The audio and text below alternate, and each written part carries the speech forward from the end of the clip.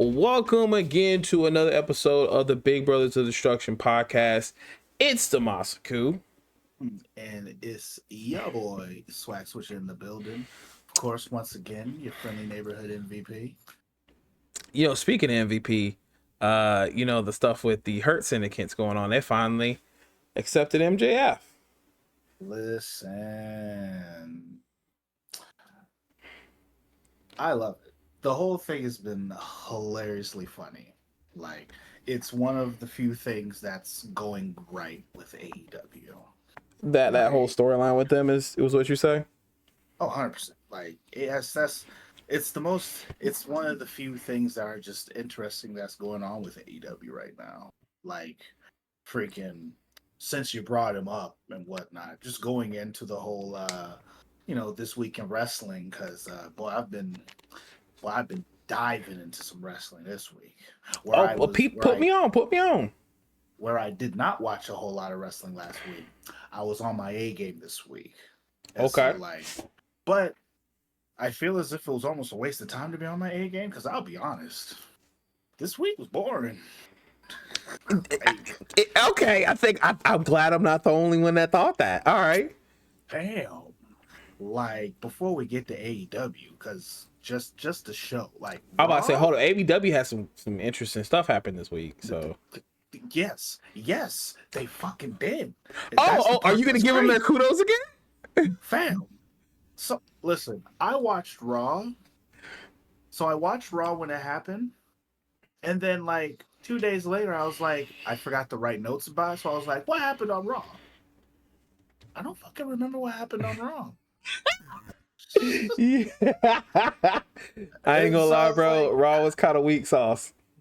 And so I went back to see what happened on Raw, and like the only things that was like kind of important, so the things that sparked my interest on Raw. Number one, I hate what they're doing with Gunther right now. Mm-hmm. Like that has yet to change. And I say that because Pat McAfee comes back and all this other stuff, and it's weird because we go from Michael Cole getting threatened and Pat McAfee getting choked out and Gunther talk about how how he's gonna beat his face into the ground and dog walk him and all this other stuff, and just for him to go to the pay-per-view and be all like, oh, you did good, and just leave and then do nothing after that. And then Pat McAfee comes back and it's like, oh, there's nothing but respect for each other right now? Like, what is this? It was like, what was the point of the feud? Why? But we could have had Pat McAfee could have fought anybody. but literally we went with Gunther. Well, because Gunther didn't have anything else. But then it's like we go with Gunther and then we literally do nothing with it. Absolutely nothing with it. Like, it just like, okay, and that happened. Great match. Like, that's literally it. Just great match. Yeah, like, because let me not sound crazy on it. Like, Pat McAfee wrestled his ass off. You know what I'm saying? But it's like, it did great things for Pat McAfee. But what is Pat McAfee going to do after he's done it? He's going to sit down and commentate, not go for the heavyweight title. It's not even that. It's the fact that you were kind of normalizing Pat McAfee as a wrestler who has the ability to go the distance with somebody like Gunther. That's the part that really pisses me off. Yeah, that 100%. That's because like Gunther has went from. This is why I always say Volta is the real. That is the real version of him. Remember how I don't know if you were in this conversation where everybody was saying Kenny Omega in New Japan, the big dog meme, and then as he's in AEW, it's the cute little dog meme. That is Gunther right now. Volta, big dog. And Gunther, little puppy, because it's like there's no way Walter would have murdered somebody, bro. Listen, and then because we're talking about it, continuing on with Gunther, and he comes out there and he decides to try and talk tough to our heavyweight champion Mm-hmm. Yeast. Like he goes out there, he's all like AOJ, like AJ, I'm sure you heard that whatever happens at Saturday Night Main Event, the next pay per view, I'm fighting whoever walks out of there with that title. Or as he said, one of y'all are gonna have the the utmost joy and congrats to give me my belt back and whatnot. And he's trying to talk all slick. And it's one of those things like like for the first time, I feel like no, Jay's justified to talk and sound how he does because as he said, oh, you talk about that time, like, because he said the fact, like, it's been the last time, this is the first time you and me been in the ring with each other since WrestleMania. And he's all like, oh, you talk about the last time being, when I tapped you out and Choked you stuff. out, I'm like, yes. and I'm all like, yeah, Jay, talk your shit because right now, Gunther has nothing. What has he done since then? I mean, Grant, Jay, you haven't done anything better, but like, it's like you, where Jay almost lost to Seth Rollins, Gunther beat up an announcer at a desk and struggled with it. By the way, like he had to try to beat Pat McAfee. Mm. So it's like these two And now oh, standing. oh, yeah, yeah, yeah. He had to And try so that. yeah, he had to. It's like this was Gunther, and then this was Gunther. Oh my god. Nah, that's literally in a nutshell what that was. And then In a it's like nutshell. for Jey Uso to be talking this big talk, and literally since fighting Gunther well, since fighting Gunther, the only other thing he did was he fought Seth Rollins, where Seth Rollins was about to beat him until like the universe imploded and everyone interfered in his match, being CM Punk and goddamn Sami Zayn kind of thing. And then after all of that, big talk to Gunther, you know, uh, you know, Oh, I boom. ain't gonna lie. I ain't gonna lie. I do like that shit. He's like, four letters. What's up? Yeah, that shit. The way he ends his promo, I love Oh, that shit. I ain't gonna lie. oh, letters, one word. Yeah, like that shit go hard, bro. That shit go Just hard every time. which I agree. And like when he was talking all that big shit, I'm like, yeah, Jay, you talk your shit because you did choke that motherfucker out. And all he got to show for it was that he beat up an announcer and struggled to beat him because while the other announcer interfered in his match. Okay, Mm-hmm. so that's all he got to his name, just for Jay to get attacked by a goddamn Braun Breaker and be left lying with the pipes hitting the ground and shit. I'm like, Four letters, one word. Oh. yeah, four letters, I'm one sorry, I'm gonna have to word. come up with that something like that, man. That shit go Uh, hard, dog. listen, four letters, one word, and the sound of pipes banging and hitting the ground. Bing, bing, bing, bing, bing. Or Yeah, something of that nature of like just dropping the mic.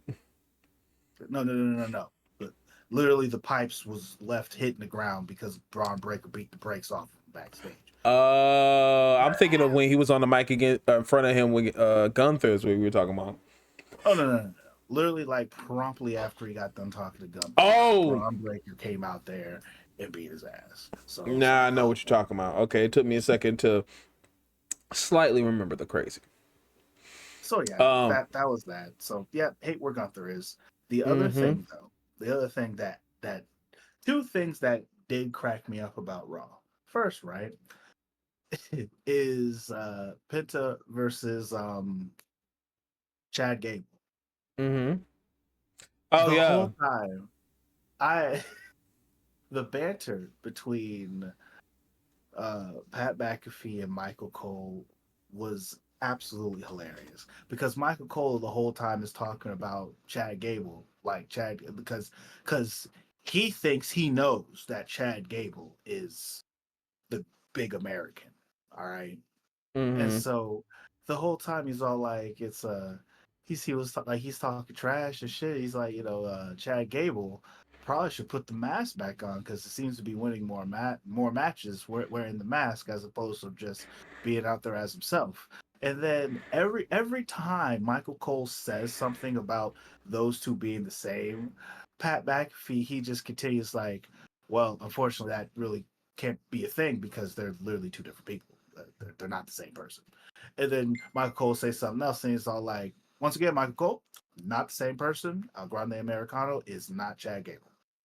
Match goes on, makes another comparison. It's like, nah, I see what you mean about that because Chad Gable has been losing a lot of matches, but that's not El Grande Americano. That's the two different people. Two different people. Literally to the point where he's all literally to the point where Pat McAfee's like, Michael Cole, they're not the same person. I don't know what you're talking about. I don't know how many times I have to tell you. Like, El bro, Grande are you Americano. losing it?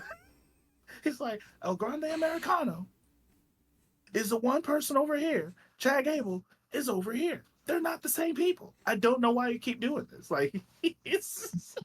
I it is definitely funny how he kept the flow going. Like, and like kayfabe, bro, kayfabe, or like It another is. thing that we all constantly do that too in general is we it's just like how the minute we knew, oh yeah, that's totally Chad Gable, but there's like, that's Chad Gable, no it's not. Like, we as wrestling fans love to live in the moment and live into the gimmick and let the gimmick slide just for the fun of it. Listen, I'm surprised and thoroughly entertained at the fact that they did not stop it. Like I thought this was going to be a quick one and done thing. No, they're dragging this out. I've watched some other podcasts this week as somebody, and I'm like, oh my god, this would be so good. Someone said that El Grande Americano should adopt American made and turn them into Mexican made. I was like, yo,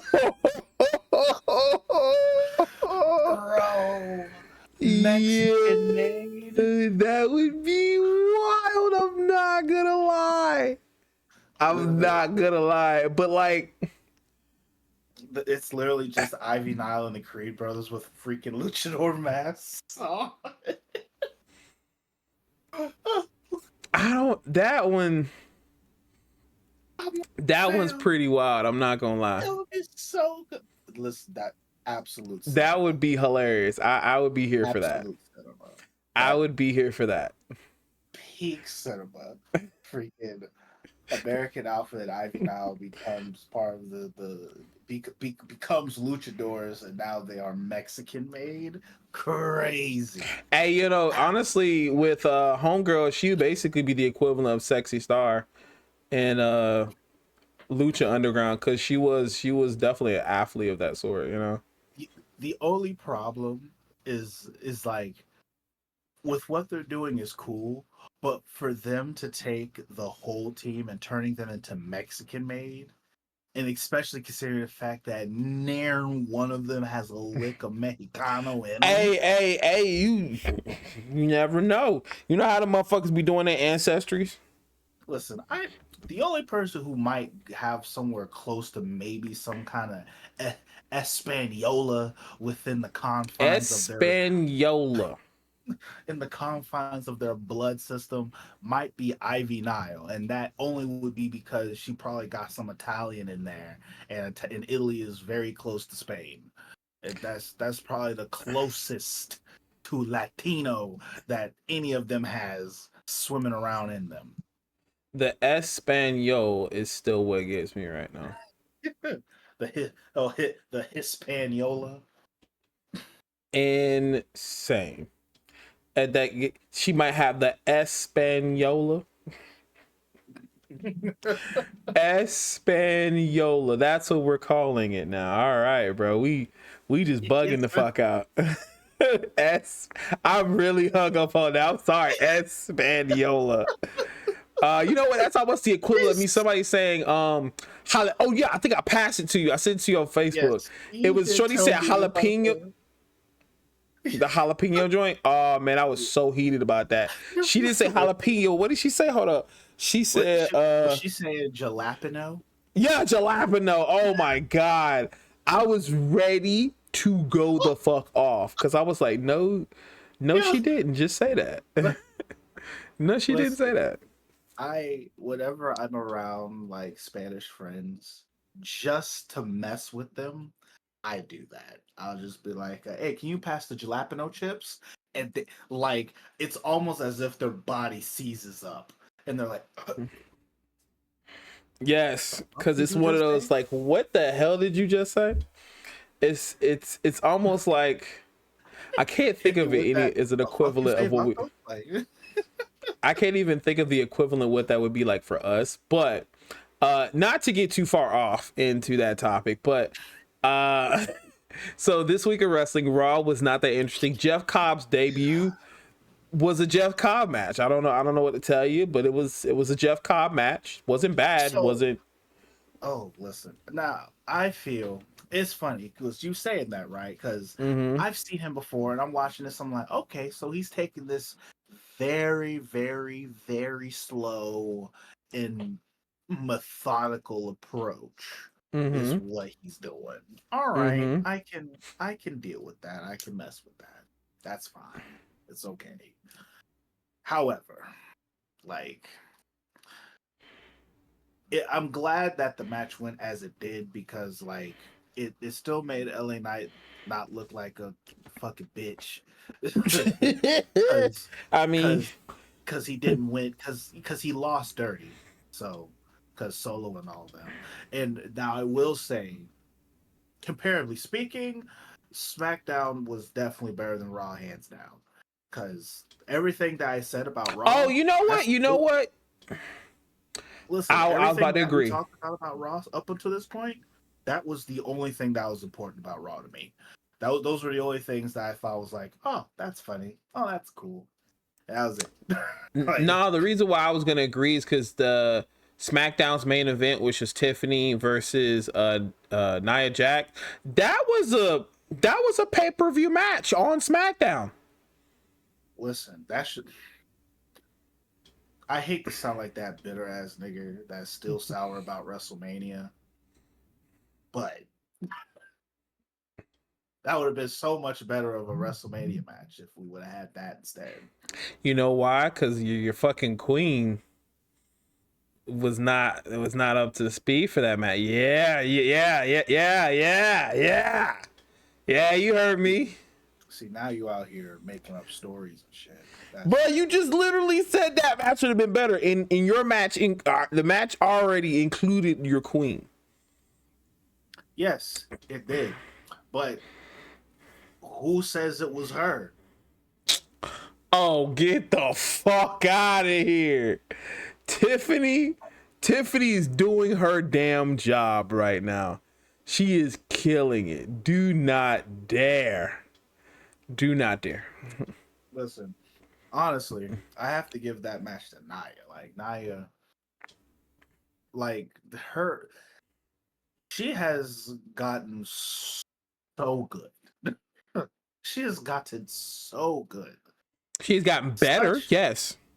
Wow. Yeah, she's gotten better. What are you talking about? She's gotten better, yeah. Like, because compared to back in the day, she used to injure a lot of people. She used to, like, kind of, I want to say, be sluggish in the ring. You know how, like, Vince back in the day was like, you're a big person, throw your body weight, throw the mass, and just kind of, you're a wrestler for that. But, like, Nia has gotten better in the ring. That's what I'm just saying. It's just the way that you said it. It was almost as if he was trying to like downplay the way that I said. It was all like I said, she's gotten so good. You're all like, she's gotten better. I'm like, the fuck you mean, man? Like, wow. Yeah, she's gotten better as a wrestler. Yeah. So you're not saying she's good? Is that what you're trying to She is good. I'm just saying she's gotten like, okay, so when you say good, it could be like I guess our wording is the same. It's just I said the word better when you say good. I was like, yeah, she's gotten better. Yeah. Oh, see what it is the way that you said it. You know how like it sounded like you was trying to undermine my girl Naya over here. Cause don't Oh act no. like you don't do it. Cause you Oh be nah. sometimes. Cause you Nah, be nah, always nah. all Look, like, Naya. There's a lot of people I don't follow on socials, and you know why I'm following Naya. Yeah. You know I'm following Naya. And there was a point too when I was following her, I was like, why is she hanging out with Mojo Riley like this, bro? Is she hold up, bro? Like, no, man. Like, yo, let me get some of that Naya, bro. now what do you got against Mojo Riley? Cause he be hanging out with her a lot. And I'm like, bro, are they dating, bro? Oh, you over They here. met. Yeah, man. You over here on your freaking Nick, your old school Nick Nemeth. It should have been me. Yes, it should have been me. It always should be me. Literally. So that's whenever I saw, I was like, man, you know what? Let me start looking at this. Let me start looking at the Instagram, cause man, I'm about to start hating. But they're just good friends. They're just good friends. But anyway, yeah, go ahead. Bullshit aside, though, like Nia and Tiffy match, like that was, it was a great match. Like, yes, it was solid from start to finish, and it's one of those. And what I like about it so much is just the fact, because like number one, Nia was looking goddamn amazing by all meanings of the word. I mean, you're right. And then Tiffy, it's time. She also was looking extremely great for that match. And it's one of those things like they did the thing where it's like they, you know how like sometimes they do that weird thing where it's all like, okay, Nia's a big girl. You're not about to make me think that Tiffany's about to just straight up overcome this big woman. That's what I'm talking about. That's exactly what I'm talking about. Like, because before when she started wrestling, it was like she was that. But now it's like, I love how she took Yokozuna's splash. I love it. You know what I'm saying? I love that. So like, Nia Jax is my way because of the things that she does, because she's taken pretty much like all of Yokozuna's main signatures, which is that, yes, and even down to just the way that she does the leg drop. It's pure Yoko, and that makes me feel all nice inside because God rest his soul, I was a Yokozuna stan back in the day, dog. Just the way he moved, the way he did things, like, and then not Yokozuna, but motherfucking Rodney, fam, he was a nigga, dog. Like, like, oh, you know, outside of him being superhero in training, which no, you're talking about that was like no. I know who you're thinking about. Yoko, that was Jamal. I thought his name was Jamal, because Jamal was Umaga. Oh, I could have sworn. Wait, actually, I think you might be right. So because it was Rosie and Jamal. Rosie was the one who was the superhero in training. Yeah, that's what I'm saying. Yeah. Freaking! I thought you was trying to say that Yokozuna was the superhero in training. No. Hell no. That man was unfortunately no longer with us at that time when that stuff was going on. And to know also in their history that Yokozuna and Vader also went to a weight loss camp at the same time, and they were both like, nah, we gonna chill and eat fried chicken together. Story. Yeah, they was which is the most wildest thing to hear. Just this fuck this shit, we're gonna eat some fried chicken. Failed. That is like I said, with all respect to Yokozuna, man, that is the most fat kid shit I have ever heard in my life. I felt like it was a lot more Vader But to each his own. Vader out here is like, hey yo, I know this chicken spot, bro. We need to go. and then when you think about those words put into a sentence right next to each other, Vader and Yokozuna was sneaking out of a weight loss center to go get fried chicken. Some baller shit. How? I mean, they did. When I say baller, in the sense of like they just said, "Yo, we gonna fucking do what we want to do." Oh, you mean like how did they do it? Okay. I thought you meant like that's a bad thing, Maz. What are you talking about? I'm like, yeah, it is, but like you got to also wonder how did they bully somebody? Be like, yo, give me some fucking fried chicken. We gonna beat your ass. You are correct in the sense of like, yeah, that is definitely some baller shit because Vader is a big man. Mm-hmm. Rest his soul too, because he also passed away. Yeah, but Vader was a big man, and Yokozuna was two Vaders. Big man. How do you sneak out like that? Like that's they did it. That's the part that's crazy. They did it. Listen. In the D&D world, both of these motherfuckers hit nat 20s on their sneak. And somehow, but wouldn't their sneak still be low? Like really, really low. So if you were to think about what they are, right? Mm-hmm. For all intents and purposes, Vader is a barbarian. He's a full barbarian. He's a barbarian fighter. Mm-hmm, Yokozuna is like he's like a barbarian monk, if that makes sense. You know, I'm starting to learn these things now because of me playing Baldur's Gate 2. And so then the reason why I put Yokozuna as a barbarian monk is because number one, being the barbarian, you know, barbarians, they can take hits. They're pretty much the tanks and whatnot. And so then you add the monk part of it, and now you get that agility aspect of them, because monks are fast. You know, they got step of the wind, so they can like freaking dance around and move and all this other stuff real easily and real quickly. They're soft on their feet and their toes. And Yokozuna, for being a big dude, was very quick on his feet and could dance around in the ring when he was at his healthiest type situation. And so that's why I would say him as a barbarian monk versus Vader's straight barbarian. And I can tell you right now, depending on how you multi-class your monk, maybe you'll have some good sneak. Because sneak is based off of your dexterity in the game. And so in monks, they're very dexterous. So Yokozuna, just by the way the game is made and put together and with what I said so far, okay.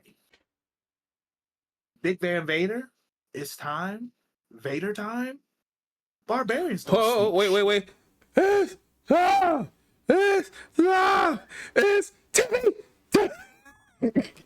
You gotta do it like this, bro. She gotta do it like this. She gotta do it like this, bro. Because it's still technically a T. This is still technically a T. It's just not the right T. Yeah. What is there a gang sign for T? Like I don't. I like how you immediately went to gang sign, went to sign language, and he just went straight into gang. I mean, if I want to be nerdy, like, is there like a jutsu for T? Like, I don't fucking know. I don't know what that would look like, but it's just funny you went immediately to that. But so Well, okay, so finally AEW. You know, we talked about WWE and, you know, Jeff Cobbs's entry and all that kind of stuff. So what was the And we thing? also need to give the props to Alexa Bliss because number one, she's back. Yes, she is We love back. ourselves, and she's going to the Money in the Bank. Yeah, I think they're putting the rocket on her, bro. Which I think they realized with the Wyatt Six, because she mainly was supposed to be there for that storyline. They said, hey, look, we got you under contract. We were supposed to have you do this thing. Yeah, our bad. Or like, yeah, unfortunately, these people can't. So let's just do something for the sake of you and put you back up there for a little bit, you know? We'll see. I am curious to see what they're going to do with Alexa right now. But and we also have to bring up, which once again, this is why SmackDown was actually good, because they had these different things. Like John Cena is going to be fighting R-Truth. That's the interesting match, bro. Because it's like, that's gonna be a goofball ass match, bro. Literally goofball central. Trying to understand R-Truth's point of view right now is interesting. Like R-Truth is sitting here, R-Truth is like in this weird denial where he's all like, nah, I know John Cena. That guy, that's not John Cena. But I'm not giving up on John Cena. And I'm like, okay. Because at first I was sitting there with Wade Burn, like, R-Truth, the fuck are you talking about? You goofy motherfucker. Like, yeah, but it's like, okay, no, I see what he's trying to say. He's trying to say the fact that even though John Cena is going through this, whatever it is, his hero always taught him never give up, no matter what. And I guess he's never going to give up. And he's all about the hustle, loyalty, and respect. And he's going to do all of that. And he's like, if it means that I have to go and beat up on John Cena to help him remember, so be it. I'm gonna do that kind of thing. And I'm just like, all right, R-Truth, all right, pop off, loyalty shit. Listen, that's one of those things where I was like, man, boy, I hope when you can't even people get want to mad. become my fans, they try. Like R-Truth, one of them kind of like R-Truth, one of them down from day one type people where like you know how them girls be like when they man goes to jail and they still ride. He only did one murder. He only did one thing. I'm riding with my man. You know what I'm saying? What's that video? He's like, is that your man? She's like, that's mine. And you know what he did? That's mine. Yes, that's mine. Yep, R-Truth right now. You go, Ron. That's my champ. But I did want to also bring up this last thing about SmackDown. Technical difficulties, but we're back. So what's up? Listen, that shocked me for me. Like, oh no, he froze. Where'd he go? But okay, so talk to me about Penta's brother right now. Phoenix? Please. What are we doing? Oh, with like him losing that match and everything? Not just losing that match. Did you see that match? Homie was all over the place. Just like, what's happening right now? He's but just freaking just botching the moves and just I'm like, and then he takes the pin. Solo pin him. Yeah. It was a 1-on-1 too, which is, I mean, like Solo needs to rack a dub. Was it a solo 1-on-1? It was. Oh, it was a tag team. You're right. I thought it was one. No, it wasn't even that. Damn. That shows how much you cared about SmackDown. It was. No, I remember. I could have sworn it was a. Okay, go ahead. It was a qualifying match. It was Solo versus Jay. Jay. Damn, I did the thing. Jimmy and Jay. I don't know why. Big Jim. Yeah, you're right. Okay, yeah, he was in that. You're right. Yeah, Big Jim is Solo, and Phoenix. that pin, brother. I mean, he got to eat one or two. I mean, Penta has lost his undefeated streak. Fam. Freaking, if I'm not mistaken, Phoenix has only won like one match. No, he's won pretty much every match he's had since he's gotten here, except the, because he debuted, and then the next day he won. I could have sworn it was only at Mania he lost, and then he took this pin. Okay, you know what? You're right. Because he was fighting them Phantasmal boys, and and he was doing the spectacles and shit like that. Yeah. Okay, it's just like, I think just because of the sheer like ass that match was being, you're constantly just kind of used to, I won't say used to, but like, you know how we as fans, we kind of get really used to a person coming in, they get like a win or two, and then all of a sudden it's like, well, they're not really going to go that far with them. Listen, that's what it feels like. Mm-hmm. Like, I feel like where Penta is flourishing, his brother is stutter stepping a bit here. Mm. And his direction is not the same. Like, correct. It is drastically different. Because homie, he ate that pin. I'm just like, all right. I don't think Penta ate the pin for that triple threat. No, he did not. Mm. He did not eat the pin for the triple threat. And then it's like, at any time that he has been pinned, it was through tomfoolery kind of thing. You're right. Now, because in that match, something happened, and I think homie like stole the pin. Correct. Or he got big American headbutt and stuff like that. So that I just wanted to make sure I spoke on that, and just to get your feels on what they're doing with Phoenix right now. A part of it could be, I don't know, Phoenix might have had a match where he, every wrestler has that moment where you kind of it just wasn't a good night.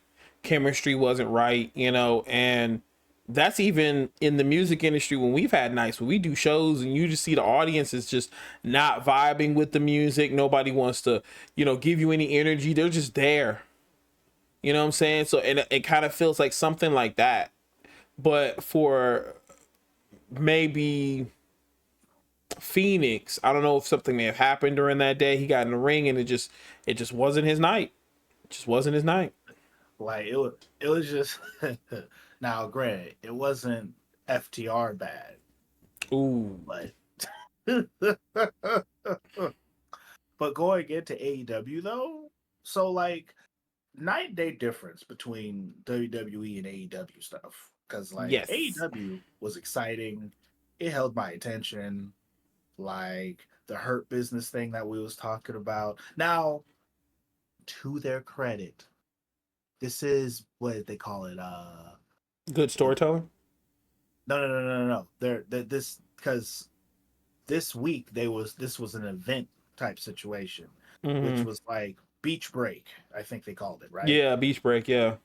So it's like So Beach Break is pretty much like they're having PLE level matches on their shows, kind of thing. Because like, listen, the Hangman and Osprey match with Don Callis. Oh yeah, that was a really good fucking match. Man, that match the fucking combo of the hidden blade and the buckshot was like, listen, the hidden buckshot, the buckshot blade, Brant fam, like what? That shit was cold. That hidden buckshot, dog. Like I actually like both names. The buckshot. Yeah, blade. When they said it, I was like the buckshot blade, the hidden buckshot, the hidden the buckshot blade. That was another one I remember I came up with in my mind too, and I was just like, all of these are really good ideas. So, like I love that whole thing that they're going with, and I can't wait to see what when they do their little face-off thing. I'm ready for that. Freaking Zach Gowen and Ricochet. Yo, bro, when he came out there, I flipped my shit. I remember what happened was I forgot. I think I had stopped watching it for a second, and then I came back and I was like just scrolling. What did I miss? What did I miss? Whatever. And I saw. I was like, is that fucking Sack with one? That's Sack. This man's still going. And I was, bro, he's doing springboards. It's like his leg is still there and you don't even notice it. He's just doing it. It's interesting because, like, that was the best match I've ever seen Zach Gowen have. Oh now, my God. I will admit, when he left WWE, I did not proceed to watch what he did on the Indies. Apparently, he was actually doing some real shit when he went because he went to Ring of Honor type thing. And so it was like, so he was after WWE, he was still doing big shit because in WWE he always was just the underdog. So he was the one who got beat the living shit out of. And then a whole bunch of stuff would happen, and then he would come out and pull out the W by the skin of his teeth.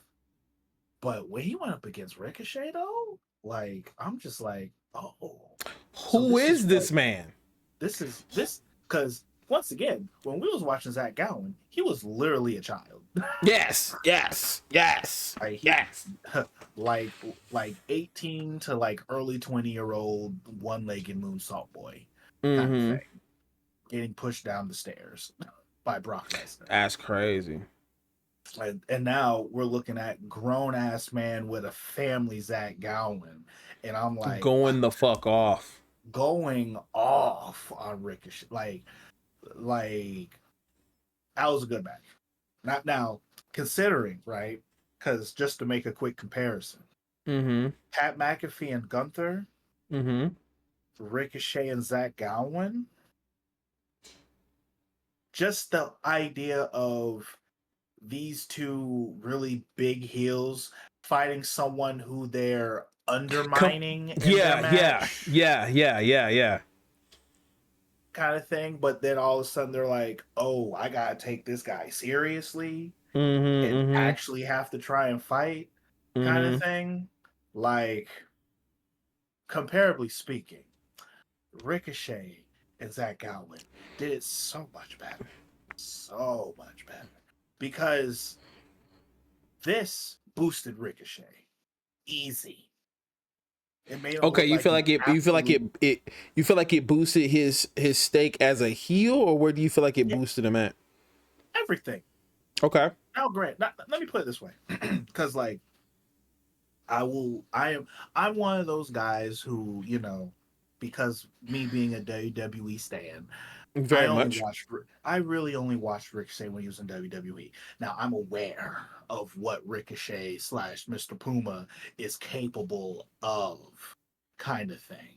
But seeing him where he's at right now, and to have the kind of match that he had with like Zach Gowen, and then for him to just like I see him so boosted off of this match and just pushing more on his heel persona, like really putting in there like, man, Ricochet is an absolute scumbag.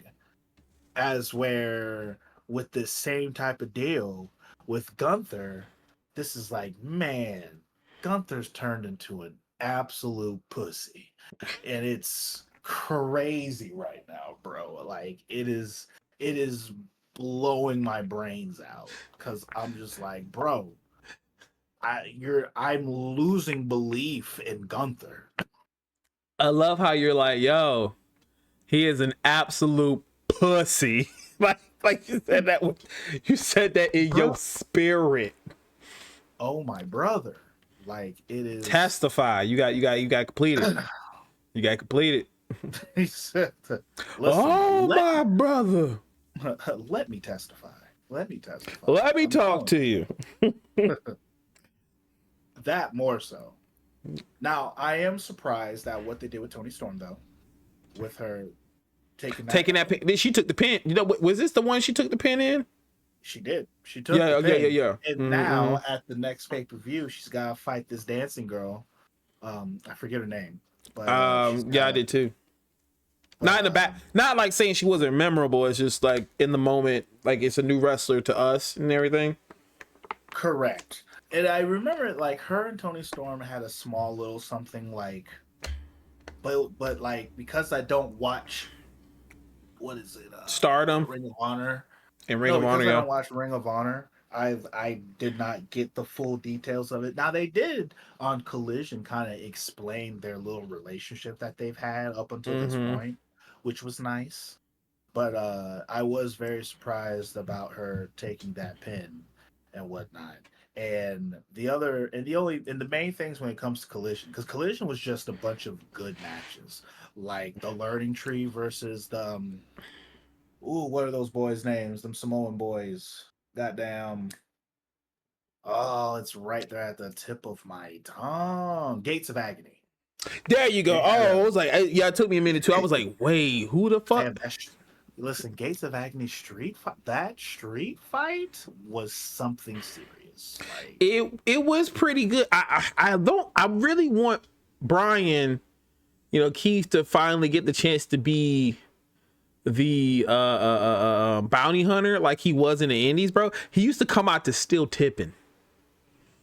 Look up some videos of Brian. He used to Still Tipping on fo. That was his theme song, and he was the bounty hunter. So it's just like it's hood as fuck. Grills out. He comes out like he's basically a Western Undertaker, but he comes out to Still Tipping. Because before he joined the Learning Tree, he would come out there with the goddamn hat and shit and the poncho, and I'm like, who is this nigga? And he had motherfucking guy though. He's that guy. Like he's cool. He's definitely cool. He, as far as the match went, like him and Big Bill. I want to call him Big Cass, but we don't call him that no more. Nah. Freaking The red tree. The redwood. Yeah, the redwood. Pause. The way he was like the red tree. Yeah, the redwood. Nah. Like, anyway, go ahead. That match. It's one of those things where it's like that match slapped more than it should have. Yes. Like it was better than it really needed to be, and I appreciate it. And then of course, my AEW queen, Megan Bain, showed face. And I love you immediately calling her your queen, bro? Listen, I said what I said. Now, what is funny to me though, I love this thing with Anna Jay and Harley, like, because Harley has this thing about Anna Jay's ass. Fam, number one, only because they brought attention to it. Yeah, you can't miss it. Yeah, it's there. However, on Collision, they come out and she does the thing where she turns around kind of thing and she's kind of like looking back at it. And then Harley, she comes out there and she's like, she slaps it. And then impulsive thoughts just take over and she just, who else did that in, so did somebody do that in NXT? I can't recall. But when Harley, it's like Harley literally just buried her face in the cheeks and AJ, she just kind of like pushed her off, like, bitch, what the hell is wrong with you? Like, yo, chill. Like, I know you're supposed to be in character, but like, hold up. Bruh, was she on live TV straight motorboat her cheeks, though? In front of God and everybody. Just... in front of God and everyone else. Oh my word. When I saw that, I was in tears laughing, fam. Hey man, she knew what she wanted. And probably you telling me you wouldn't have did it?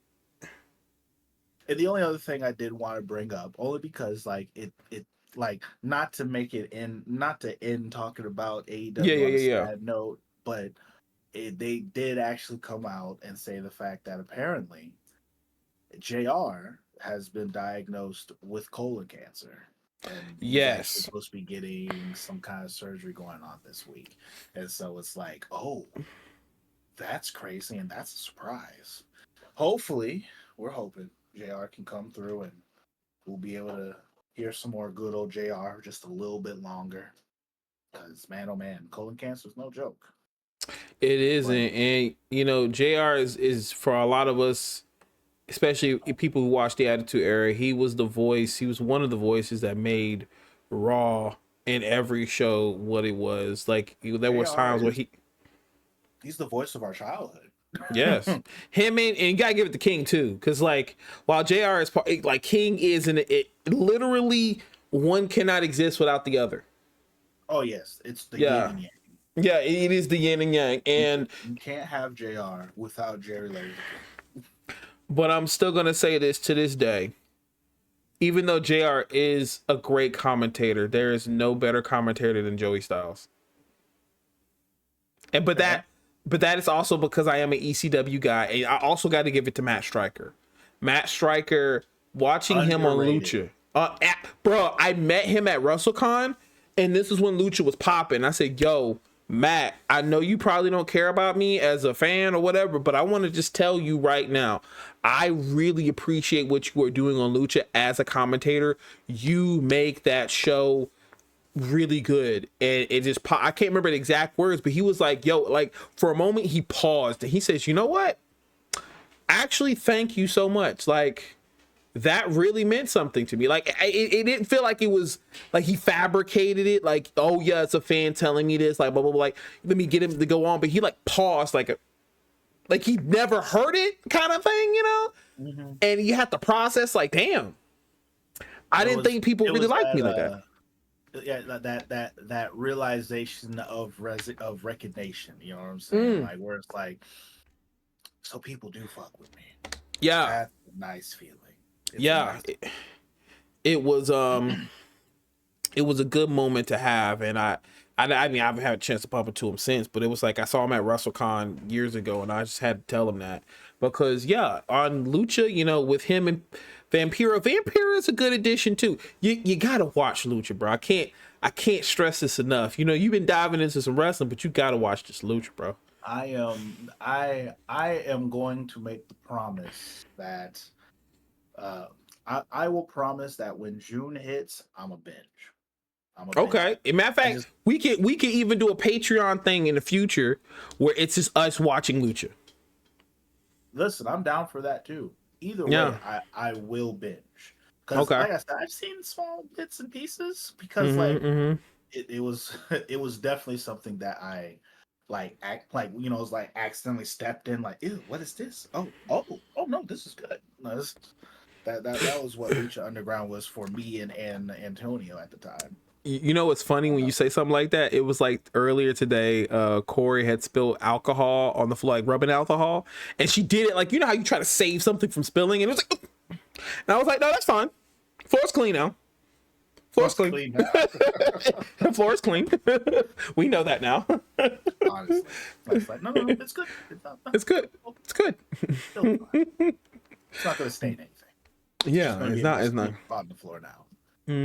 But before I end everything on this week in wrestling, because I finally got a chance to squeeze in some TNA. I did watch NXT as well, but like NXT, I mean, nothing too crazy going on because the real stuff for NXT is this coming week because they're going to be in Tampa and that's when they're going to be doing all their big stuff.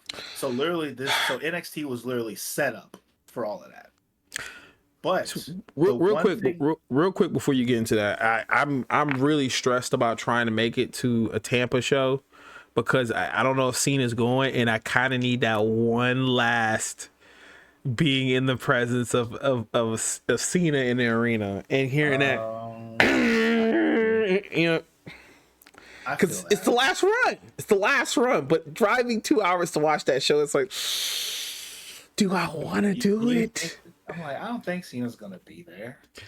I would hope, because it's like it's his last run. He has to make it to Florida at some point. He fucking lives there. I mean, he lives here, so like, he literally lives in Tampa. That is true. I don't know. I mean, I do think that wrestling is coming to, like, outside of them coming to Tampa. Oh, wait, duh! Freaking Saturday Night Main Event. This one coming up. He's fighting R-Truth in Orlando, in Tampa.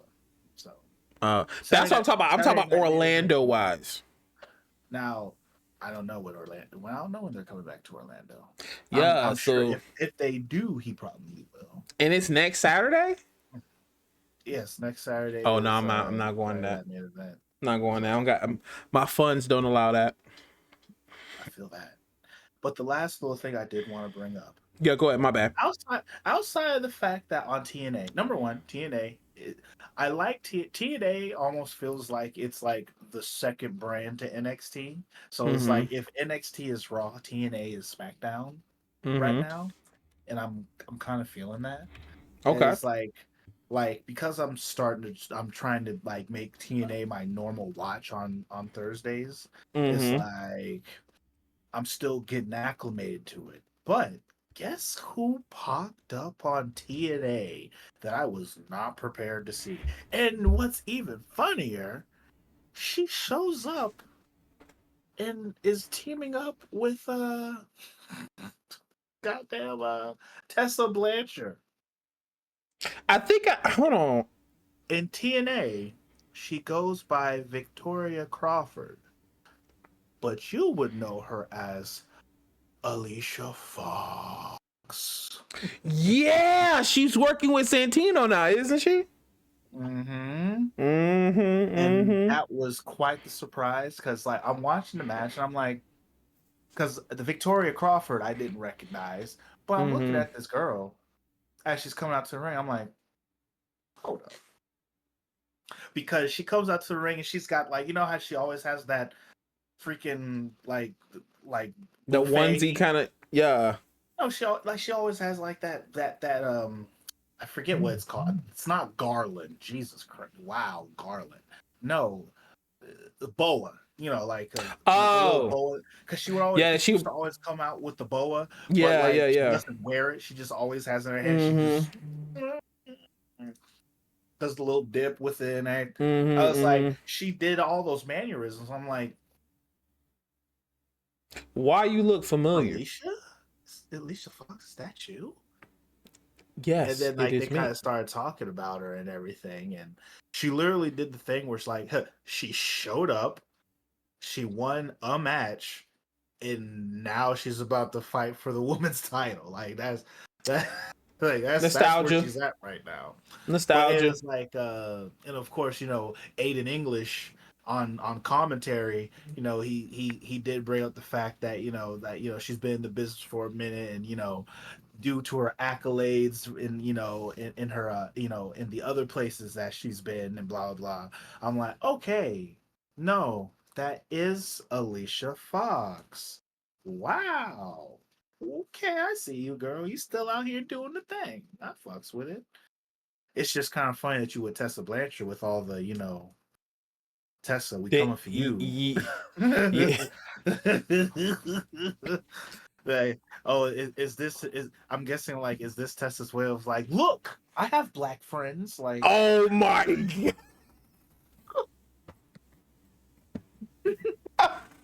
Yo, that's crazy, because that's literally the equivalent of that. And if she has a partner who is POC next, then it's a rip. It is a rip. Oh my goodness! But fam, that's my spill on this week with wrestling. This week of wrestling. Like, that's my spill. Like, it is what it is. But hell yeah to Alicia Fox and JR. Get better, come back, get clean. I know we originally had the topic of mid card, wanting to talk about the mid card division that we were familiar with, but I really do want to dive in a little bit in the future with the commentary thing, because I feel like, a lot of episodes people talk about wrestling and people talk about the matches and stuff like that, but I don't think a lot of people have full-on conversation about commentators and the ones we all enjoy. Because I mean, we got Taz, we got you know Paul Heyman as a commentator. Just like, I wouldn't say kind of doing a top tens list. I think we could probably do that of our top tens. I mean, technically my number one is a given. You would put Joey Styles at number one for commentating? Oh my God, yes. And JR would be second. I mean, the fact that he's number one, so that already made him over JR. Like, but JR is second. I listen. Okay. Who would you say is your number one? That's a good question. I mean, if I really thought about it, when it comes on the spot, we'll make it another episode, but on the spot. It's my number one. It probably would have to be. It would have to be JR. Now, I will say, who is because I've watched some like old school stuff. Yeah. Freaking, I want to say, because it was back when Gorilla Monsoon was doing it. He was a great commentator too.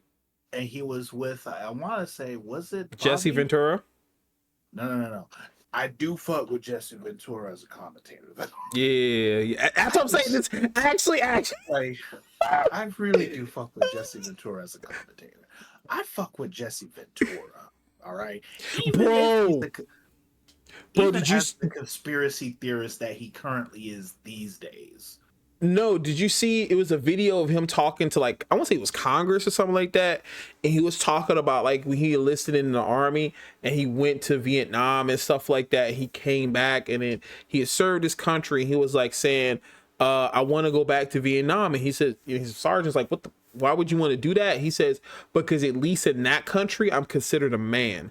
I went to serve my country and this and this and that, and I come back, I can't get a beer, I can't do this, I can't even vote, I can't do all these things, but yet I went to serve my country and give my life on the line, and I'm still treated like a boy here. Fuck that. Send me back to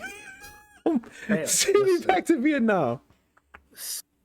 Say what you want about Jesse Ventura, especially like now in his, like, him being, the older gentleman that he is. Yeah. It's like, granted, there's times where Jesse, he definitely be wearing the tinfoil hat really hard sometimes.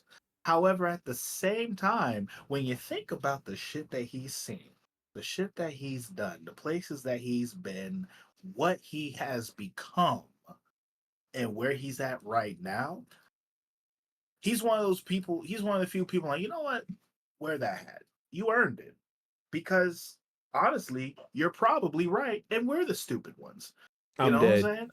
I listen, there is stuff that Jesse Ventura be saying that you ever get in a random conversation with a bunch of black guys and they're going on about like Illuminati and all this other stuff, and the rap game, everyone's getting butt raped and stuff like that to get their records put out there and stuff like that. Like when they get into that weird, very niche conversation. Yeah. Yes. So like,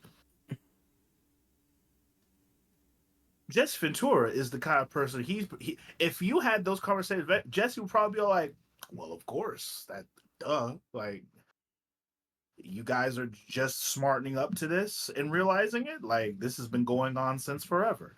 It is just one of those things where it's all like, Jesse knows way too much.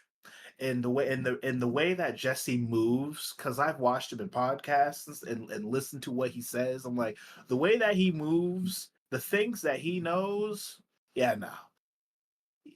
there's a reason why he doesn't have a cell phone and he doesn't watch TV and he lives in as the what how is it that Will Sasso in the middle of the Baja like but let's Taking my big puss. like but like Pleasure. I love me some Jesse Ventura. And I actually love I hope he's actually going to be there for Saturday Night Main Event. Honestly, if I had the time and I had the funds, but more so if I just had the time. Time, is a big thing. I definitely would have tried to get to Saturday Night Main Event. Kind of thing. It would have been it'd be really dope because, you know, it's something as a wrestling fan, you know, it wasn't our era and just the nostalgia behind it, yo. It's funny because I remember like because it was from the old school. And remember for like that brief moment they kind of brought it back. Mm-hmm. And whatnot, which was fun. But like I like how they've brought it back this time. It's like literally the same thing like it used to be back in the day. Yeah, I like how they've brought it back this time. And I even more so like the fact that they brought Jesse Ventura into it. Because just because like to hear him do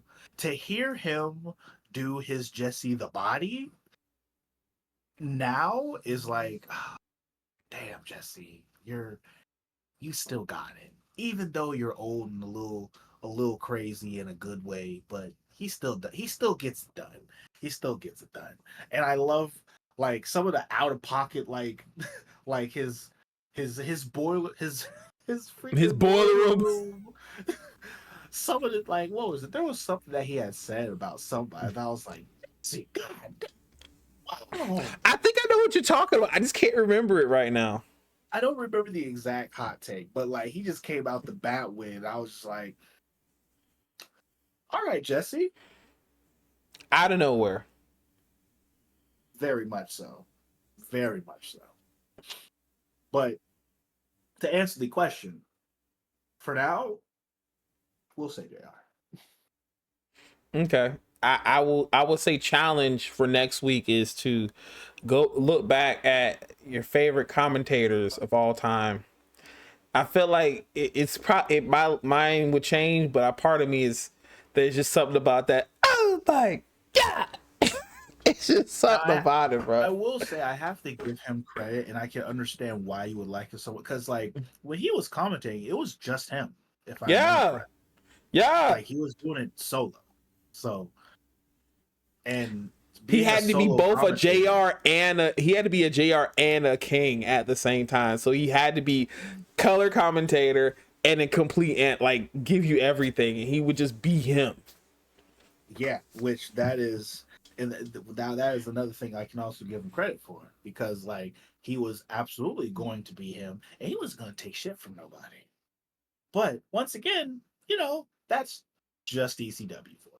Yeah, he apparently is doing MLW and I think he's doing another promotion. I didn't know about this until I was like, where is Joey Styles right now? I think somebody was having a conversation about favorite commentators and he popped up and I was like, where the fuck is Joey Styles? Like, what is he doing? Like, why is he not? You know what? As much as I would enjoy, like currently enjoy the AEW cast, I'm like, he would fit so good in these pay-per-views with like, say, watch that Will Ospreay and Kyle Fletcher match, and then them doing that moonsault. Oh my God! Like, bruh.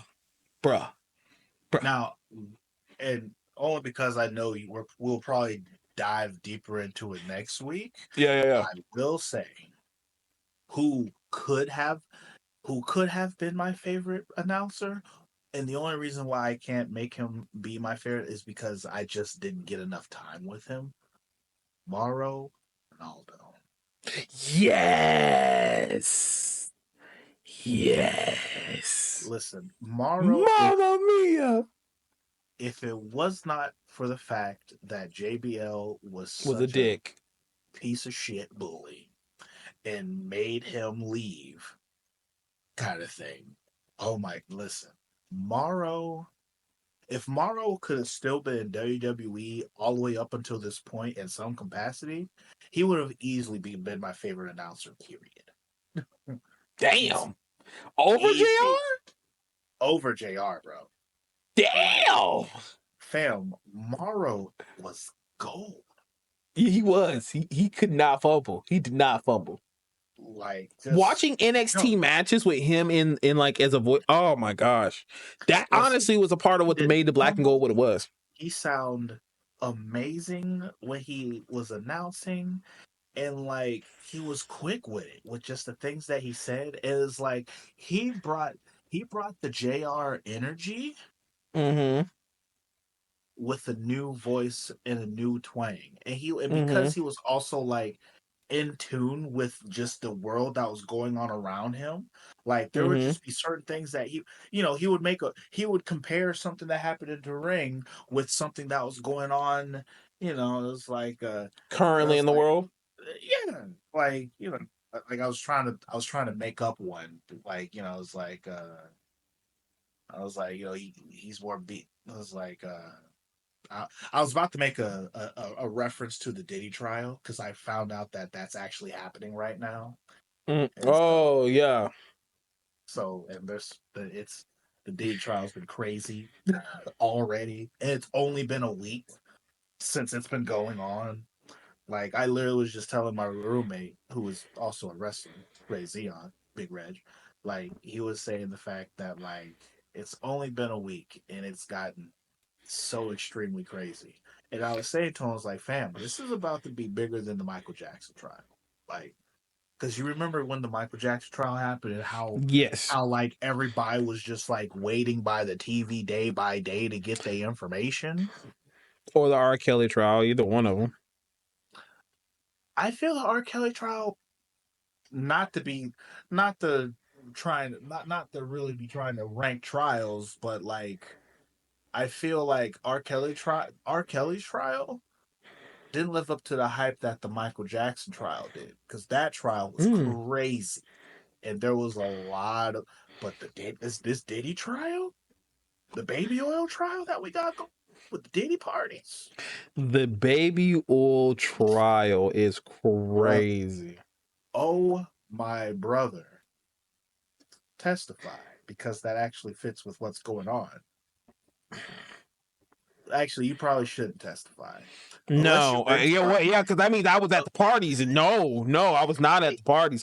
Which going off topic, but going back into the commentators in the future, let's go into this mid card. So mid card wise, man, the mid card is something that it's not as talked about as some people should, and valued and enjoyed as some people should.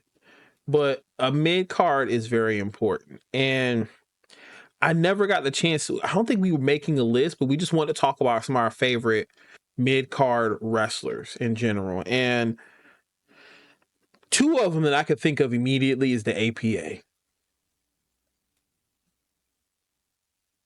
Now, because I know originally you was talking about like who was your like which era was your favorite mid card? Yes, that was yes. And so, like, after kind of looking, it's like there's a part of me where there's like the potential that the mid card had, and then like how good the actual mid card was. And Okay. I still feel that the ruthless aggression era going into the PG era mid card was like still rather top notch. But I feel as if like they were good, but they were good in the sense where it's all where how am I trying to say this? They were good in the sense where they had the skills to be something great, but they were not used properly. And a good example of that, just to give you a couple of names that would represent that particular statement. La Resistance, that tag team. Shelton Benjamin, Carlito, with Maven. You actually give it to Maven. Okay. And if I want to stretch it a little bit more, when it comes to like the talent that they had and like they could have done so much more with them, the last person I'm gonna throw on that list, just to prove my point, MVP. Oh, you were MVP fan for years. Yes, I am, and always have been, and always will be a Montel Vontavious Porter guy. But what I'm saying is, are you coming? I'm not even going to stop that. Is nobody gonna stop me? Nobody gonna hold me? Nobody control? I'm coming. That's what you're telling me? I'm here to do a thing. I'm never ever gonna change. I ain't gonna lie. Shoot the Shocker is a terrible rapper, but bro, like, he made that shit go hard. When we was doing the intros and whatnot, I listened to MVP's theme song and I'm like, man, this shit whack as fuck. No, it's slide though. He's like, drop the cannon, I got the juice. Rose the them let the dogs loose. It's just like not like Tina, not right. Something like I'm shooting the free throw. Like, what the fuck is he talking about? Don't matter. Those bars were so bad. They were. But when he says I'm coming, that shit get you hype. I'm coming. 1, 2, you hit the clock ticking. Hit talk, you about to start living. Take talk. I want you in my memory. Because they don't have no memory. I'm coming. Like that shit go hard. Like that shit go hard. It's funny because it's like thinking about how we used to be we used to be singing that shit like it was some real stuff, and there's like, because you and me being rappers, you know, you're listening to the song, you're like, yeah, I like this song, but then you finally like stop and actually like analyze the words of the song, and then you're all like, what the fuck is he saying?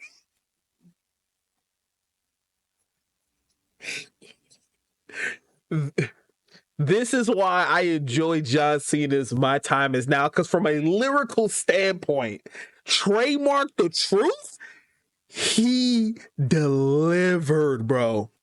Listen, yes, always delivered. Even though in both songs, whether it's Basic Thugonomics or My Time Is Now, like the second verse, it's one of those things like, you know, you don't really want, you don't pay attention to it, but like, listen, trademark was the truth now. All right. Like, Chain Gang is the click. Trademark the truth. This is Basic Thug. I'm ready to we ride together, we fight together. Right now, we about to get live together. Chain Gang is the click. Bro, that shit went hard. Oh my god! Anybody that listened to that, I remember I was getting picked on as a kid listening to that album because it wasn't like 50 Cent or some shit. But then here's the thing: my stepbrothers was like, they actually listened to like one or two of the songs, and it was like, yo, actually, this shit go hard. I'm like, yeah. Stop listening to that shit for 2 seconds. Listen to this, bro. Bro, it's the joint, baby. Gotta make it loud. You know what I'm saying? Like, what was my song? It was you already know my song was bad, man. Yeah, you fucking love that goddamn song.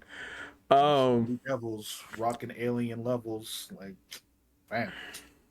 I remember my stuff. Want to see me in these beats and them C's, and them beats is what I eat. My rhymes are sicker than gangrene in both feet, spreading out the leg and headed for. Boy, fuck with Bumpy Knuckles, dog. Like, what are we doing? What are we doing right now? What are we doing? Bumpy Knuckles is one of those. Like, if I could ever get a feature from a certain artist, Bumpy is one of them. Listen, because Bumpy is one. I'm trying to think. There's a couple other people, but Bumpy is definitely one of them. I'm definitely probably getting a trademark. I'm definitely getting a trademark. True. But mid card wise, come back into that. Mid card, you say ruthless aggression, and this again is mid card for any federation or any, promotion. And now, when we talk about any promotion, if I could say, so if I say that Ruthless Aggression era is a underrated mid card, because like those particular 5 people, all those guys were mid cards. They didn't see a light of day of the main event type thing, because back then the main event was so locked down tight that these guys, they never peaked. Intercontinental and US titles only kind of thing. But it's like they were so good of wrestlers that they should have been better. And that's the thing about the Ruthless Aggression era. That's the thing about those particular mid cards, because there are other era mid cards that I feel like they were good, kind of, but in for realness, they were trash. But I will say, I think when it comes to like the strongest mid card I've ever seen, TNA. TNA's mid card will beat the hell out of anybody. Any line between 2000 mid card between 2000, you know what? 6-sided ring era. TNA literally beats everybody. Period. There's no one better. Ooh, Black Mochi. Oh my God, Black Machismo. We talking about Sanjay Dunn. We're talking about freaking Abyss. You got technically AJ was technically mid card, not really. Really, honestly, he was upper mid card. That's the thing. A thing about with TNA, and this is, I know Attitude Era, everybody had the ability to be top guys, but like TNA to me didn't feel like it had a mid card. Everybody had the capability of being the motherfucking guys. Like everyone. Let's talk about it. Literally, especially Black Machismo, bro. He was red hot. He could have did it. Consequences Creed, like when he would, like, obviously with that time, he would have to me been like the definition of a mid card. Kenny King wasn't around that time. No, he wasn't. I was about to say Kenny King is a great mid card wrestler. Fucking loved Kenny King's work. I remember watching him cut a promo backstage when I was working as a security guard, and he was like, "Yo, you mind if I run this by you?" And I was like, fuck yes. Well, what is your promo? And he cut the promo in front of me, and I was like, damn, that's right. You did used to work. You did used to work at TNA security. Yeah. Universal. Yeah. Met Kurt Angle in the bistro. Met Jeff Hardy a couple of times. Matt Morgan, just a couple of people just backstage in the bistro, because the bistro was right next to the studio. So literally all you had to do was walk across the street and the bistro was right there. Got it. Yeah. Listen. Bobby Lashley, I used to work at the gate, and every once in a while he'll come in and I had to interact with him too. So Bobby Lashley, I've had a couple of times even interacted with him. That also reminds me, because you work security, you also used to work Halloween Horror Nights. Met Sheamus, met Roman Reigns. Everybody. Like you met everybody. Like literally, I almost got fired because of James Storm. I remember that shit. Yup. I almost got fired because James Storm. I was like, man, I want to take a photo with. Hey man, take a photo with me. Is this a request you are making, or is it, yeah, man, go and take a photo with me? I was like, okay, cool. And almost got fired. He said, what was it? This his request? I said, yes, it was his request. He knew I was a wrestling fan, and he says, I want you to take a photo with me. So it was like, okay, if he made the request, you're okay. EC3, and not to get really big on his history with Velveteen, since we kind of briefly talked about it last episode. EC3, whenever I met him, he was always sauced. Always sauced. Of course. Especially when I had to work Mardi Gras, and he was, I remember, I don't think Kennedy said the story, but he did say a couple of times, like, we would hang out with EC3 and he was always sauced. And I was like, I remember making space for EC3 and Mr. Kennedy at Mardi Gras. And when I tell you that man reeked of the stuff, it was like, damn. Listen, like, you don't want to try and it's hard. It's hard to be hearing these things and be like, I mean, there's two sides to the story. You know what I'm saying? But fam, TNA to me, 6-side ring TNA mid card. You're correct. In my mind, there was no mid card. There were jobbers. Yeah. And then there was jobbers the roster. Actually, I couldn't even. You can't separate them as like mid card jobbers and main eventers. There's main eventers. There's the knockouts, and then there's the X division. I think the reason why, because there's no mid card, because the X division technically was the mid card, but the X division was better than the fucking title, like heavyweight title. Like, you didn't watch it for the heavyweight title, you watched it for the X division. you hear me though. So it's interesting. Whereas ECW is my thing, TNA is your thing. Yeah. The only difference is that my team, it's like my TNA is still around. However, they're not total nonstop action. You know what I'm saying? Like they're not. It's not the TNA of old. They're trying really hard though. Like, I have to give it to TNA. They're really trying to, because like I feel as if like they're strong where they're at right now, but there's still that feeling as if they're holding on tightly to nostalgia what they could have been. Yeah. Kind of thing. Because it's like, they still have a couple of like and I think that also is the piece that kind of hurts, in my opinion, kind of hurts them, is the fact that like, because TNA has gone through so much and whatnot, there's this weird void in the middle of TNA history where that void is so deep and strong where it's like old school TNA, it feels so disconnected to TNA now.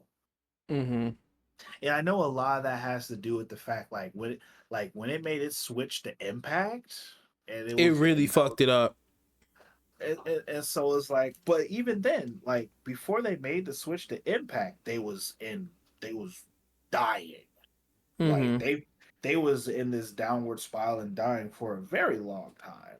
And then it was like, because like I know I was watching TNA really, really strong for a hot minute, and then there was a certain point where it was like, it was just getting stupid. It just wasn't good anymore.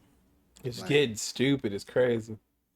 For real though, like I think, which now because this way I know I'd be able to pinpoint it, but like when the Aces and Eights storyline was going on, that was when TNA was really falling off for me. When Bubba Ray Dudley was dating Brooke Hogan. You might hate me for this. I enjoyed Aces and Eights. I liked Aces and Eights in the beginning, but it was like, Aces and Eights. Dumb. Listen, Aces and Eights to me did the NWO thing where it started out really good. It was really fun. It was really nice.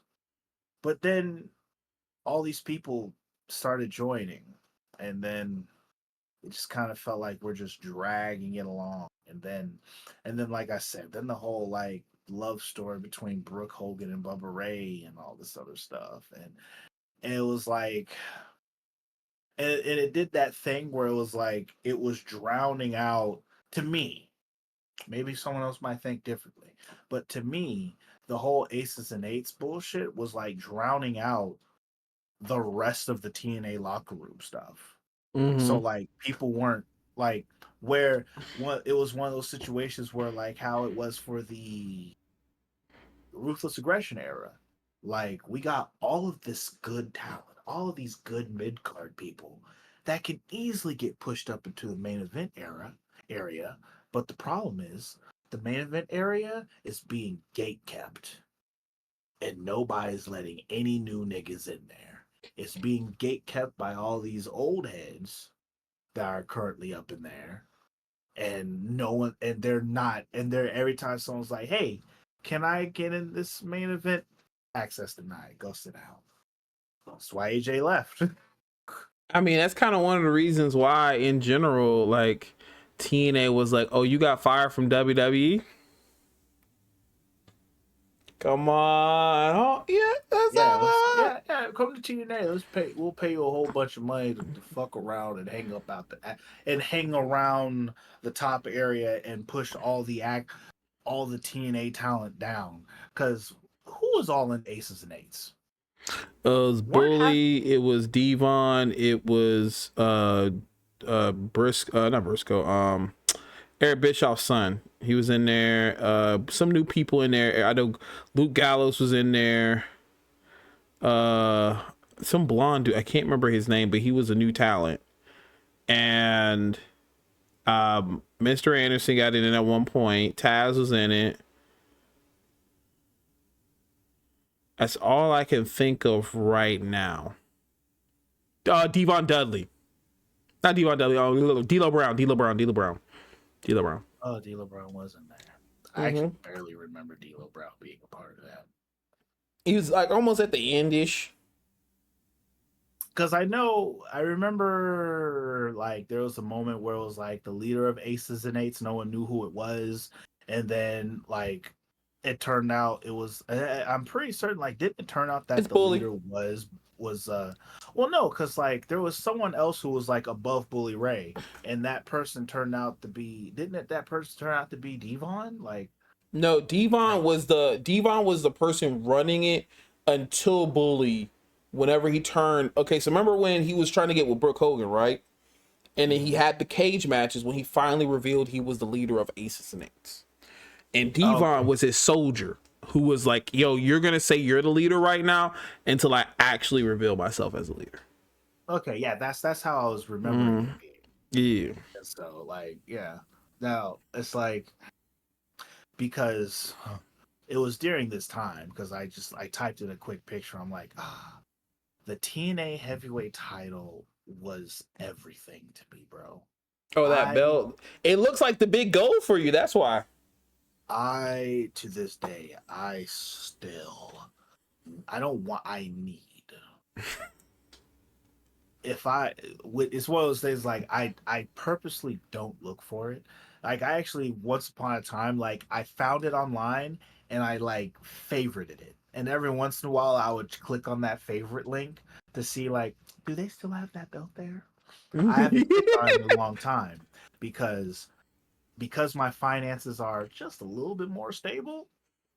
If I click on it and I find out that they still have that belt there, my finances are going to become unstable because I'm buy that fucking belt. There are a couple of belts that are like that for me, like the Gift of the Gods title. The Gift of the God, That's a Lucha Underground. Okay, that's right. Where they had to put the seven medallion pieces on it. That bitch is cold blooded, bro. That shit's cold blooded. The New Japan heavyweight title, before it became a toy. You know, if I'm not mistaken, I think Antonio has that. Yeah, he has that one. That's why when I went over that time to hang out with you guys, he was like, "You'd appreciate this," and I was like, "Oh, Okay. you mother." Like, of course I want this belt. I need this belt, and you got it. Yeah, like, if we could retake that photo of us all like with our belts, my belt it would be between the ECW heavyweight title, not the one from WWE, the original one. It'd be between that one or the New Japan one. What did the original ECW title look like? Because It was black and red. See here. I'm a look that bitch up. Mm-hmm. I bad because I typed that in. It's like all it's giving me is the WWE version. Yeah, now, is the ECW title? Is it the one that has like the it says it's got the ECW at the top and it's got like the red letters and stuff? Yeah. Like that? Okay, that's still the original ECW title because I remember they first brought that in. That was the belt that for Rob Van Dam. Like they had that belt there because Kane won that belt when it looked like that still. Mm-hmm. And so, and then they eventually changed it, which personally, I kind of, and this is maybe it's just because I don't have a strong attachment to ECW, but like, I didn't mind the ECW belt that WWE made, the silver. It's not a bad belt.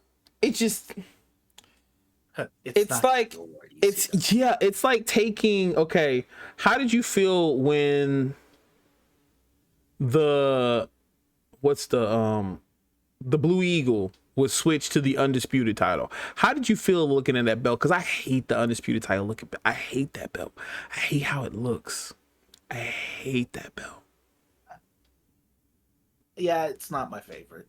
Yeah, like from going from the Blue Eagle to the Undisputed title, I hated that belt. And if I'm not mistaken, before was it?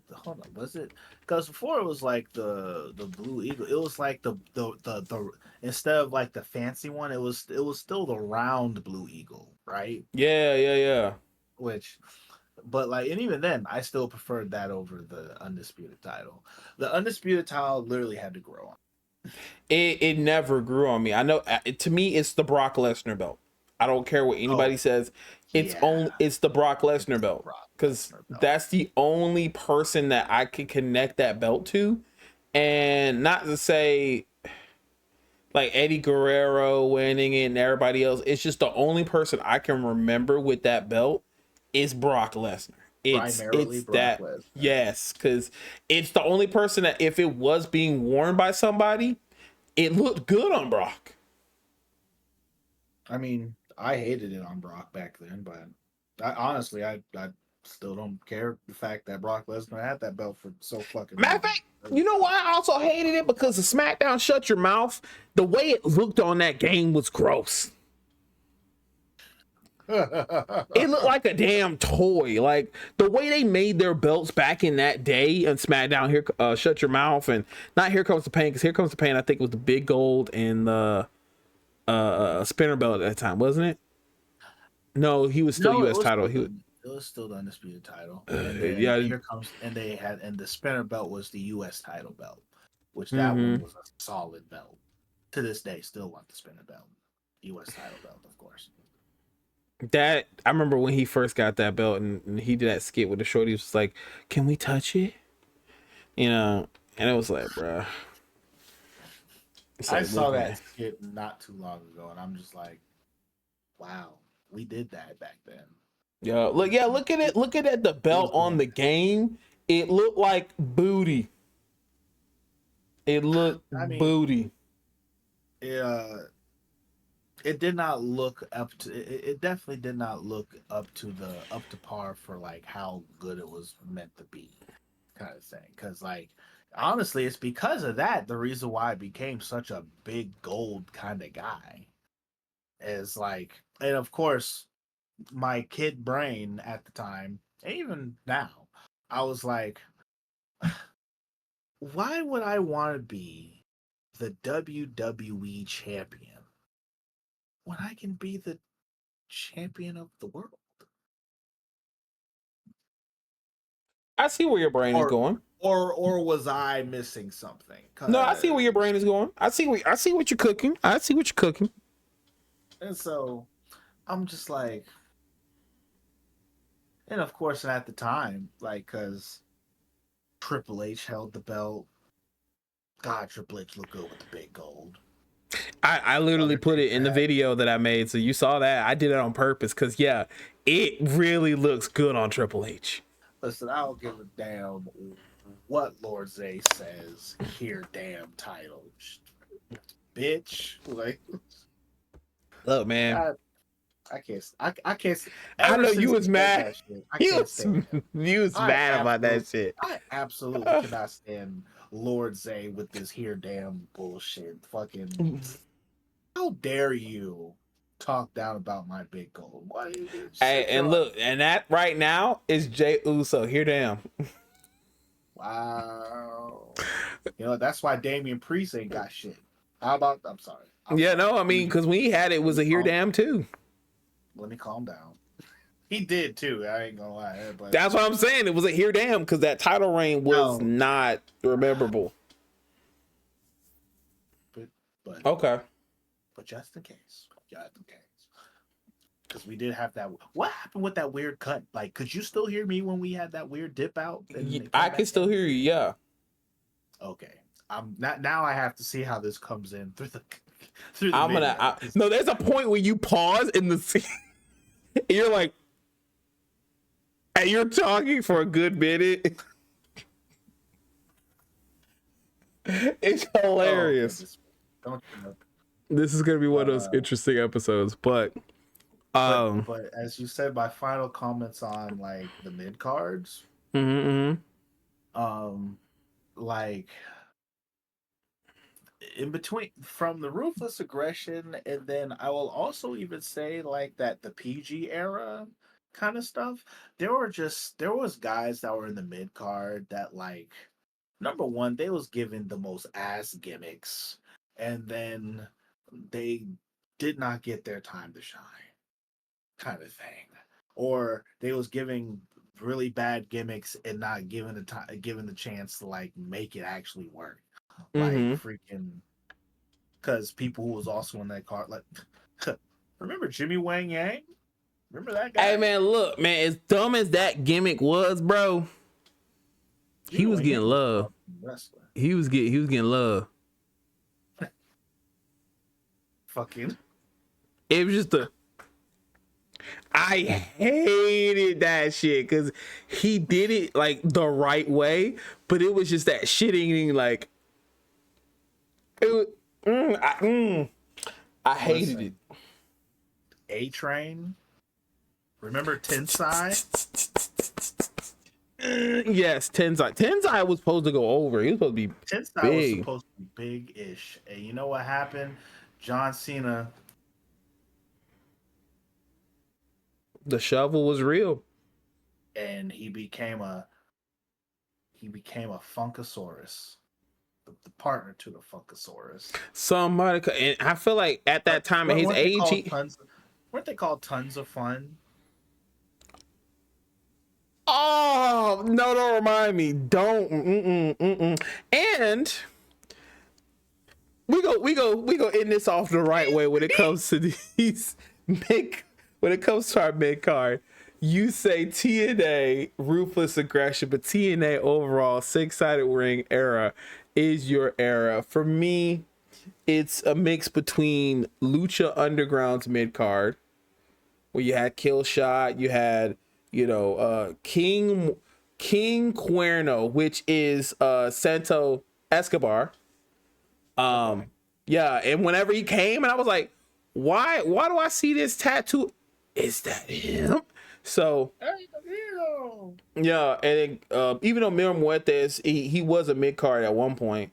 You had Monty the Moth, you had Willie Mack. Oh my God, Willie Mack doing the stunner, bro. His finisher is the stunner. He's one of the only other people that he hits that bitch. He hits it right. Who else we had? B was also a good. I always thought he was JTG because he used to always wear a do-rag to the ring, but it wasn't him. Come to find out, there's so many people in that mid card for Lucha Underground that I enjoyed, and then obviously Attitude Era for me is always going to be a great mid card. So those were my two eras of mid card. If I'm going to be, I feel the Attitude Era mid card. There's a part of me that feels that the Attitude Era mid card is slightly overrated. Only slightly. I can understand that. And it's only just because like the Attitude Era mid card was cool because of the gimmicks that the wrestlers had. Literally.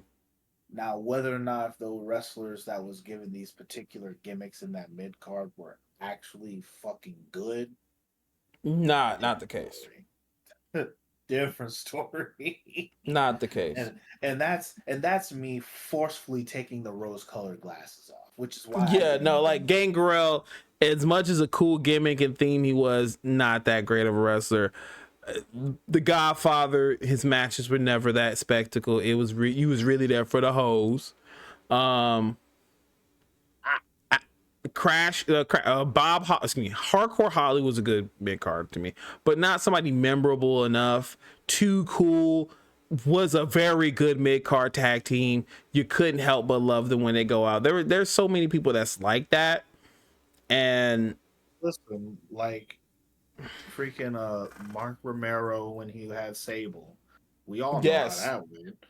Mark Romero got pushed to the side and was like, hey, Mark Romero, move out the way. Sable, like, so, like, him, people like him, the British Bulldog, no one give a fuck about the British Bulldog. Like, he did have that bomb ass theme song there. That shit went hard. I mean, now, Grant, his Attitude Era theme song did go hard. Big Boss Man is another one of those people where now Big Boss Man, he actually benefited from the Attitude Era, and Big Boss Man, he's mid card, but he was a main event jobber.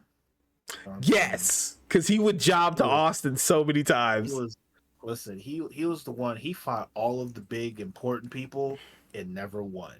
But he still looked good enough where when, like, how we point case, how we're complaining about how Gunther lost his match? Yeah. And then how we're actually complaining about how he won his match? Yeah. Which is kind of funny when you say all that, like, why complain about how he won? Because of who he fought? Big Boss Man, you never complain about him losing. And even more so, you never necessarily complained about him winning. Like, no, you just hated him. You were supposed to hate him as a character. Exactly. You just hated him because he was a shit-eating heel, and he was Vince McMahon, and Vince McMahon was paying him. Because he was feeding off of the Vince McMahon's pockets. He was one of his hitmen, and so it was like, yes. Gunther, do better, goddammit. But I would love to hear from our audience in the comment section, whether if you're watching the pod on all streaming platforms, by the way, outside of just YouTube. We are on all streaming platforms. But if you wanted to comment, what is your favorite mid-card from any promotion, any era, any time? What is your mid-card? And give us some of those people. Explain why. We would love to hear it. And, especially even bring them up in the next episodes. We'd love to hear, get your guys' comments and kind of incorporate them in the episodes in some way, shape, or form. As we love hearing from our audience. We love being able to, if not chat with our audience and their opinions on wrestling too. It's not just us here. It's you guys too. We are a community. We're everything. So we definitely appreciate y'all. And thank you also if you've been watching this video to its completion. Make sure you like, hit the subscribe button, and tune into our next episodes where we're going to go over top 10 commentators. Man, I'm going to have a difficult time sitting down and having to go back to watch matches and finding my commentator, because now that you bring certain people up, Gorilla Monsoon, and I remember somebody said Vince McMahon was their favorite commentator of all time. That's fair. I mean, look, what was it? Someone was actually just talking about how it's like, the whole when Kane first made his debut and everything. That's gotta be Kane. That was Vince McMahon. Yeah, we know. Yeah. Like, say what you want about his sex life, but like, yeah, sex life and personal life aside, you gotta give Vince McMahon his credit and some of his dues. It's just the fact as a person who innovated the industry, yeah, absolutely. Taking the R away from the person, yes. That just made me think of something. I don't know why. I'm not gonna say it. I'm not gonna say it on the pod. But you say that just made me think of like a thing that I had in my mind about the whole Vince McMahon situation. But I'll tell you when we're done here. But okay. Well, do you have any? Outside of everything from the episode, guys, like I said before, thank you so much for hanging out with us. This is another episode of the Big Brothers of Destruction podcast. As where there is the ring, there is smoke, and we will always leave destruction. It's the Masaku. It's your boy Swag Switcher in the building, signing off. Have a good one, guys.